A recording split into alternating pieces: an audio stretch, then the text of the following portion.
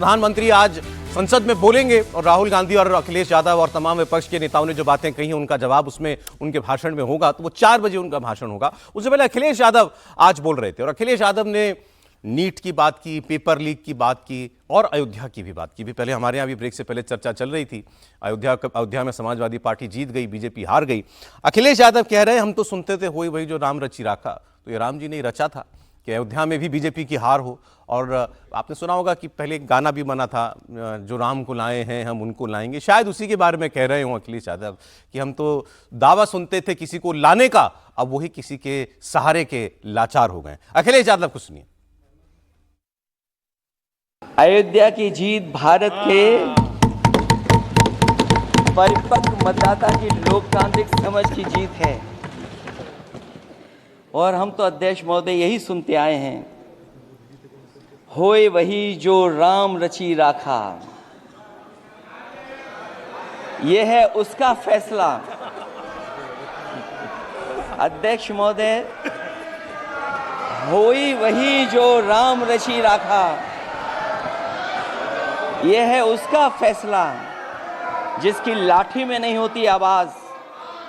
जो करते थे किसी को लाने का दावा, वो हैं खुद किसी के सहारे के लाचार। और देशवासी बगल में बैठे थे जो जीत करके आए हैं। आप ही ब्रेक से पहले आप बता रहे थे हमको लोकसभा अयोध्या का जवाब से रिकॉर्ड। तो ये तो तय हो गया ना कि इसका मतलब बाबरी मस्जिद भी जो है वो राम जी ने ही डरवाया। जो मानिए वो तो कह रहे हैं सब कुछ राम जी रचते हैं। पासी साहब का देखिए, ये हर आस्थावान हिंदू मानता है। ये सुनकर खुशी हो रही है कि इन चुनाव के परिणामों ने सारे ऐसे लोगों को जो इस तरह के प्रश्न चिन्ह खड़ा करते थे, उन सब के मन में राम जी के प्रति बड़ी आस्था ला दी। हर किसी को अब अयोध्या की चिंता है और अयोध्या राम मंदिर जिस तरह से बन गया है, जिस तरह से इंटरनेशनल मैप पर आ गया है, मैं ये मान सकता हूं कि कम से कम ये सारी पार्टियां उसको बिगाड़ेंगी नहीं, आगे ले जाएंगी। लेकिन अवधेश जी जब जीत कर आए तो एक किसी ने राम का पटका पहना दिया था, वो वीडियो बड़ा वायरल हुआ। किसी ने कहा कि जो रिपोर्टर था उसने पूछा कि आपने तो राम का पटका पहना है। कहने ने हम इस विचार से नहीं है, वो तो शुक्ला जी लेके आए थे, हमारी पार्टी के हैं तो उनका मान रखने के लिए हमने पहन लिया। ये अवधेश प्रसाद जी का पहला स्टेटमेंट था, पहला बयान था। दूसरा, ये लोग अयोध्या की जीत को राम भक्तों के ही खिलाफ इस्तेमाल कर रहे हैं। इसको आप समझिए, ये सामान्य घटना नहीं है। कितना अच्छा वो कहते हैं कि देखिए राम भक्त भी हमें वोट कर रहे हैं, लेकिन ना वो कह रहे हैं कि अरे अब क्या करोगे, अब तो देखो ये हरा दिया। और कई बार उस ट्रैप में लोग फंसते हैं। आप कह रहे हैं कि ये सोची समझी कैसे होती, सोची समझी इसी तरह से होगी, कोई खड़ा होकर बात करेगा और आखिर ये लोग भी तो हैं हिंदू ही ना, ये लोग भी तो हिंदू हैं। लेकिन राम मंदिर के विरोध में एक बड़ा वर्ग लगा रहा और मुलायम सिंह यादव जी गोली चलवाने वाले थे, उनको इसी सरकार ने उनके समाज में योगदान को देखते हुए पद्म विभूषण दे दिया। तो राजनीति तो ऐसे चलती है। अब सवाल यह है कि क्या भारतीय जनता पार्टी अपनी उस मैसेजिंग में कमजोर रही? तो भैया अभी भी 60 लाख अधिक मत भारतीय जनता पार्टी को मिले हैं। 2019 के चुनाव से 2024 में मत ज्यादा मिले हैं, प्रतिशत इसलिए कम क्योंकि ज्यादा लोग हो गए। इसका मतलब क्या हुआ? इसका मतलब आज भी अगर कोई भारतीय जनता पार्टी का व्यक्ति, नेता गलती से भी कह रहा है कि हमारे लोग, आपके लोग नहीं चले गए, नए लोग जो जुड़ने चाहिए थे वो दूसरी तरफ ज्यादा जुड़ गए। और इसलिए अखिलेश यादव उनको बिल्कुल करना चाहिए जो काम मुलायम सिंह यादव नहीं कर पाए। 37 सीटें लेकर आना 80 में से, ये बहुत बड़ी उपलब्धि है। अखिलेश की इसके लिए प्रशंसा होनी चाहिए। लेकिन अगर वो ये भी कह रहे हैं कि हम 80 भी जीत जाएंगे तो ईवीएम पर भरोसा नहीं करेंगे, इसका मतलब ये कि लोकतंत्र और लोकतांत्रिक परंपराओं का सम्मान नहीं करते हैं। ये अच्छी बात। वैसे आज की एक और खबर है, हमने आपको कुछ दिनों पहले इसी प्रोग्राम में बताया था कि बीजेपी खासतौर पर उत्तर प्रदेश में जो हार हुई है उसको लेकर बीजेपी ने एक समीक्षा करवाई है और यूपी बीजेपी जो इकाई है उसने अपनी ओर से क्या उसको लगता है हार के कारण रहे, वो कुछ पॉइंट्स, कुछ बिंदु जो हैं वो भेजे हैं अपनी सेंट्रल लीडरशिप को। तो वो आ गई है हमारे पास रिपोर्ट और उसमें जो बॉटम लाइन जिसको आप कह सकते हैं वो ये कह रहे हैं कि उत्तर प्रदेश में पार्टी की हार का सबसे बड़ा कारण यह है कि पार्टी को मिलने वाले दलित वोटों में भारी कमी आई और ओबीसी वोटों में भी कुछ खिसकाव हुआ। ओबीसी वोट का भी झुकाव जो है वो गठबंधन की तरफ, यानी कांग्रेस समाजवादी पार्टी के प्रत्याशियों की ओर दिखाई दिया। दूसरा उसमें कहा गया कि कि जो नारा पीडीए का दिया था,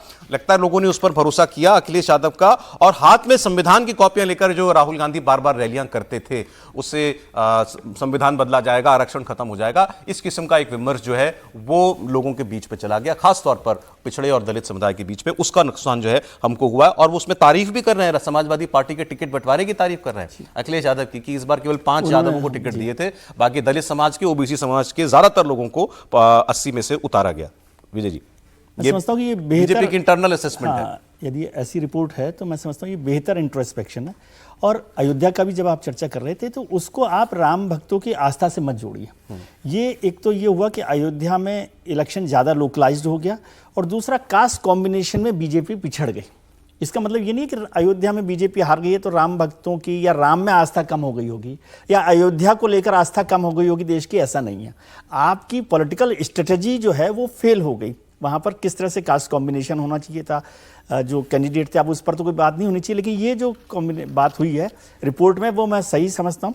और ये कहना कि हाँ उनका नैरेटिव झूठा था, वो भी हो सकता है, झूठा है कि सही है, लेकिन उनके नैरेटिव को भरोसा किया लोगों ने कि भाई आप जो है संविधान बदल देंगे, और संविधान बदलने का मतलब आरक्षण खत्म कर देंगे, और इसीलिए ओबीसी और दलितों का वोट जो है कम हुआ। पीडीए के नाम पर जो अखिलेश जी ने टिकट दिए उसका फायदा तो उनको हुआ ही है, लेकिन बीजेपी को अब इस पर इंट्रोस्पेक्ट करना चाहिए कि क्या हुआ। कैंडिडेट्स को लेकर भी बात हुई, हम लोग बात कर रहे थे, समीर जी भी शायद पहले बात कर रहे थे इस बात को लेकर कि पार्टी में बहुत सारा इंटरनल एक नाराजगी थी कि आप जिस तरह से कैंडिडेट्स का सिलेक्शन कर रहे हैं, जिस तरह से पूरे इलेक्शन कैंपेन को चला रहे हैं, उन सब बातों का भी जिक्र पता नहीं हुआ है कि नहीं हुआ, लेकिन उन सब बातों को भी ध्यान देना चाहिए। मुझे लगता है जैसे 1984 में भारतीय जनता पार्टी हारी थी और खुद अटल बिहारी वाजपेयी ने कहा था कि इसके लिए कमेटी बनाए, और केएल शर्मा साहब की कमेटी बनाई थी, और उस कमेटी की जो रिपोर्ट थी उस पर बड़ा काम हुआ था।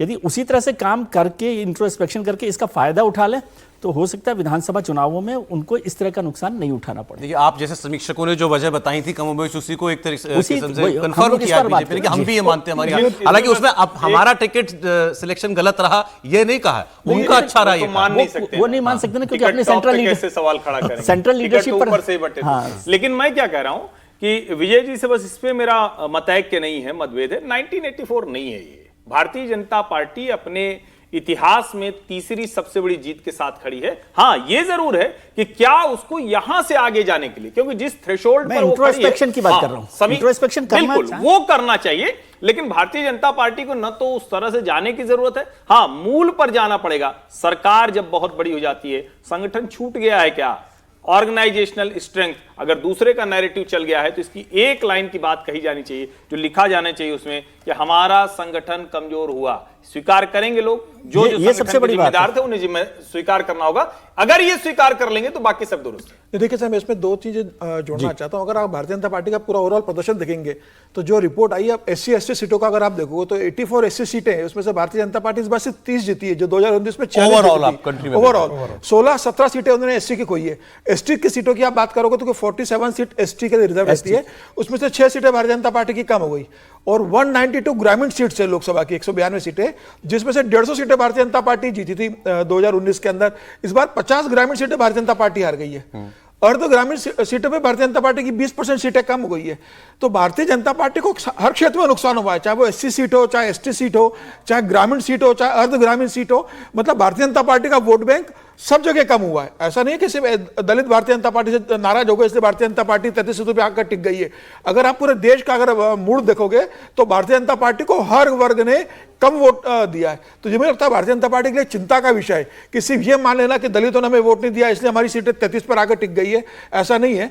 बड़े वर्ग में भी आपके सीटों का नुकसान हुआ है। भारतीय जनता पार्टी को मुझे लगता है पूरा आत्ममंथन करना पड़ेगा कि पूरे देश के अंदर अगर उनकी 303 से 240 सीटें आती है, 63 सीटों का नुकसान होता है, तो 63 सीटों का नुकसान जब प्रधानमंत्री नरेंद्र मोदी का 10 साल का इतना शानदार काम हो, आपके पास अयोध्या का इतना बड़ा हो, विपक्ष इतना कमजोर हो, लगातार आप देश के हित में निर्णय ले रहे हो, उसके बाद अगर इतनी सीटें कम हो रही है तो इसे एक बहुत हल्के से लेकर सिर्फ ये कह देने से कि दलित वोट चले गए, टिकट गलत बढ़ गए, यह कारण नहीं हो सकता।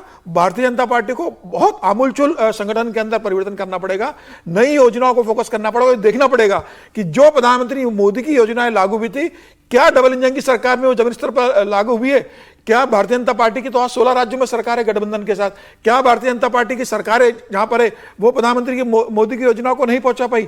अगर प्रधानमंत्री की मोदी की योजना पहुंचा दी है तो क्या राज्य में जो भारतीय जनता पार्टी के मुख्यमंत्री है क्या वह डिलीवर करने में असफल रहे? क्या उनसे नाराजगी रही है? तो मुझे लग रहा है कि प्रश्न बहुत बड़े और बड़े लंबे प्रश्न भारतीय जनता पार्टी के सामने है। पूरा ओवरऑल भारतीय जनता पार्टी को उसके बारे में ये रिपोर्ट कुछ कह भी सकती थी या इसमें सौरभ जी एक लाइन ऑब्वियसली कहा भी नहीं है कि वो केवल इसको चुनावी स्ट्रेटेजी की हार मान रहे हैं जी। कि हमारी स्ट्रेटेजी नहीं चली, वो उनकी भी चल है, गई। वो भी है। इसमें कोई कमेंट नहीं है कि 10 साल में राज्य वो नहीं सरकारों ने बोल हमारे सकते, क्या काम किया एक है, स्टेटमेंट इंटरव्यू तो वो नहीं बोल सकते, लेकिन एक चीज और मैं जोड़ दूं, जैसे 8 लाख मत, ये छोटी बात नहीं समीर साहब ने जो बात जोड़ी है उसमें एक लाइन और जोड़ दूं, वो बहुत महत्वपूर्ण तरीके से उन्होंने बात की। लेकिन मैं बताऊं कि ये जो 60 सीट्स का जो आप नैरेटिव चला रहे हैं वो नहीं है फैक्ट है कि बीजेपी 93 सीट्स हारी है इस चुनाव में।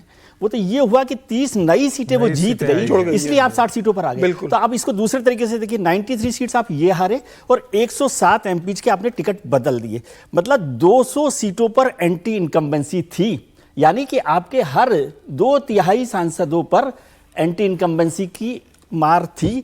उससे निकलकर भारतीय जनता पार्टी 2 से 40 पे पहुंच गई, तो ये तो बड़ी बात है। समझे आप इस पूरे समग्र में देखिए रिजल्ट को कि 93 एमपीज आपके हार गए और दूसरा 107 को यदि आपने नहीं बदला होता तो उनका भी क्या होता क्या नहीं होता, तो 200 एमपीज पर एंटी इनकम्बेंसी की मार है। तो ये सारी चीजों को ओवरऑल आपको देखना पड़ेगा कि क्या क्या कारण रहे हैं। कारण तो वो ज्यादा जानते हैं कि क्या कारण रहे नहीं रहे। ऐसे तो बहुत सारी ऐसी सीटें थी जिनको वाकई बदलना नहीं चाहिए था और जो बदल गए इसके कारण हार गए। बक्सर का सीट उसमें से हमारे सामने उदाहरण है। जो भी मतलब मैं जिक्र करना चाहता हूँ, बहुत सारी ऐसी सीटें हैं। यदि आप मेरठ यदि सीट यदि आप नहीं बदलते तब भी आपकी स्थिति वही रहती, गाजियाबाद यदि नहीं बदलते तब भी आपकी सीटें वही रहती, उसमें कोई परिवर्तन नहीं आता। बहुत सारी ऐसी सीटें भी ये हारे हैं जो बाहर के लोगों को, आयातित लोगों को उन्होंने ला करके टिकट दे दिया, उसके कारण भी भारतीय जनता पार्टी का पूरा कॉम्बिनेशन बिगड़ गया। लेकिन मुझे आता हूँ मूल मुद्दे पर, मुझे लगता है क्या इसीलिए कमेटी बनाई गई थी? ये तो सारी बातें बहुत लोग जानते थे, सारा इसका जिक्र था। जिस दिन इलेक्शन परिणाम आए हैं उसके 5 दिन बाद जो है वो कई संस्थाओं ने डेटा रिलीज कर दिया था कि ओबीसी का वोट बैंक कितना कमा, एससी का कितना कमा है और एसटी में कितना कमा है। ये मुझे लगता है ये लीपापोती है। और मैं पहला दिन से कह रहा था कि जिन लोगों ने भारतीय जनता पार्टी को इस स्थिति तक, दलदल की स्थिति तक उत्तर प्रदेश में लेकर के गए, उनके ही हाथों में उनके विश्लेषण का दायित्व मत सौंपिए, क्योंकि वो सच्चाई बाहर आने नहीं देंगे। वो वही स्थिति है ना कि अनारकली ने सलीम तुमको जीने देगा और ना वो मरने देगा, तो वो स्थिति वाली ये स्थिति है। सच्चाई इससे परे है। सच्चाई ये है कि जो संगठन है उसको आपने स्वाहा कर दिया है। संगठन का नेतृत्व जो है जिस प्रकार से करना चाहिए, ये बार बार होता है कि भाई उनका नैरेटिव चल गया। इसका एक प्रतिप्रश्न, उसका नैरेटिव चल कैसे गया? आपकी बात कहने वाले लोग जमीन तक नहीं थे। क्या कारण हुआ कि कार्यकर्ता जो है, सर मैं माफी चाह रहा हूं, आपको रोक रहा हूं।